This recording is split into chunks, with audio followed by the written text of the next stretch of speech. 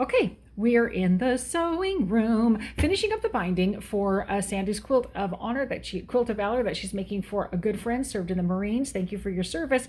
My thread colors. The top thread is white, balancing with this wonderful candy stripe of the red and the white, going along with so much of the sashing and the blocks inside the quilt. And then the backing is kind of this mustardy tan color, which is going so well with the back. So that's what I'm going to do. My bobbin thread is going to match the back, and my top thread will match the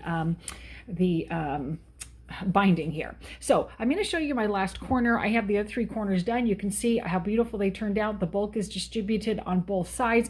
This, I think, is the important part, and that's what I want to bring to you. In the meantime, take just a minute to like and subscribe. It makes a difference. This can be a tricky situation, and I think a lot of people could be benefited from this, so let me show it to you. I have most of the quilt done. I just have that corner to do, and then down here to this far of the binding, and you can see how that's nice, neat top stitch looks there. I am passionate about beautiful binding. So if you need binding done on your quilt, I'm your gal. So what I'm going to do is bring it down as far as, about 3 inches from the end.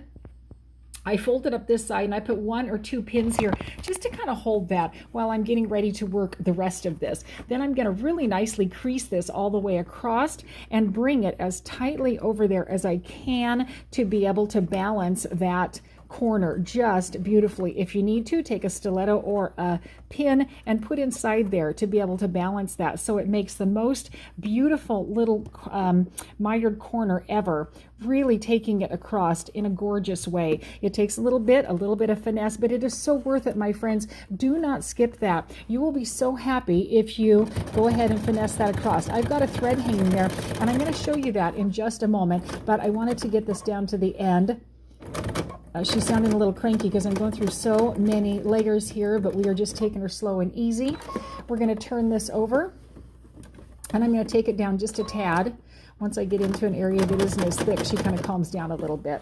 Now, I want to show you that I have a thread or two hanging off right over here. I'm very fastidious about all kinds of things with the quilting process, and I will remove any and all threads that I see as I move along, like this one right here. That is going to be gone. So when you get your quilt back, it will most likely be as thread-free as possible. That is something that I strive to do. So I've just got a little bit more here to do.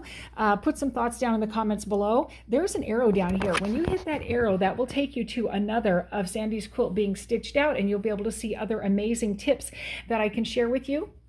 Take a minute to follow on Facebook and Instagram, where you will see photos of Sandy's amazing quilt and lots of other photos. We're almost 300,000 strong.